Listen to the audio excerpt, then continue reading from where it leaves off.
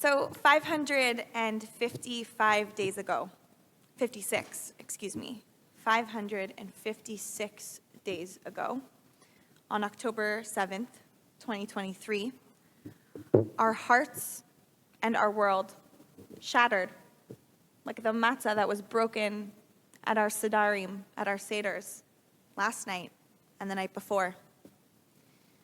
The following Shabbat, I stood right here and I gave a drasha, a word of Torah, about the idea of an emek habacha.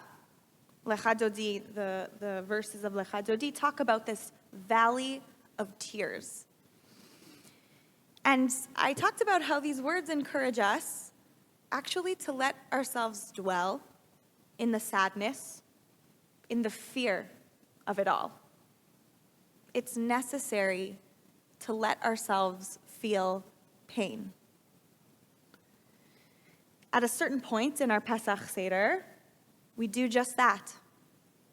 We open the door to our home and we recite aloud for all to hear what I can think of as the most intense expression of our pain as a Jewish people. Shfoch Chamat'cha.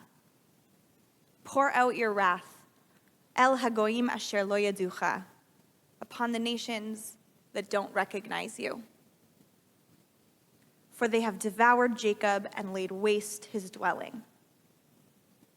These words are not gentle. They are a cry of pain, of fury. Try teaching them to a room full of conversion candidates, or saying them in front of any of your non-Jewish guests that you might have at the Seder. It's almost embarrassing. This section wasn't actually part of the rabbi's original Seder, their original order of events for the Pesach evening. It likely entered the Haggadah after the First Crusade of 1096, when Jewish communities were brutally attacked during Pesach itself. And this year, as we know it has in the past, in the 1400s in Spain, in the 1930s in Germany, this year, this call, this cry feels all too real. We opened our doors for Elijah the prophet, Eliyahu Hanavi, a symbol of a hopeful future, while 59 hostages remain in Gaza. Families gather around the Seder table with empty chairs. Some of us here in this room, gathered around a Seder table with an empty chair to mark a space for the hostages. There is heartbreak, there is fear, and rightfully so, there is anger. Shfoch Chamat'cha gives us permission to name this very real pain, the pain that is experienced bechol dor vador, in every single generation. And we don't only express this pain at the Seder. Actually, every day in our Amidah, we say, V'lamal shinim al tehi tikva. Let there be no hope for slanderers, for those who threaten our people. Let the evildoers who harm us be crushed, uprooted, destroyed. It's not a comfortable prayer, but it's a real one. And prayer is nothing if not the truest expression of our hearts. And right now, just as back then, we are angry, we are afraid, and we are in pain. But we don't act on it. We don't act on our pain. What's just as powerful as allowing ourselves a space to feel and to express our anger, even at our Seder tables, is actually what we did earlier on in the Seder and what we will do next after the step of Shfoch Chamat'cha. When we recall the 10 plagues earlier on in the Seder, we don't raise our glasses in triumph. We actually take drops of wine out of the cup, one for each plague. A silent but poignant gesture of grief and of compassion. Our joy is diminished because others suffered even our enemies. Even as we celebrate our liberation, we can still hold space for sorrow, for the pain that it might have caused others. And after Shfoch Chamat'cha, we close the door, we sit back down, and we sing Hallel, psalms of praise.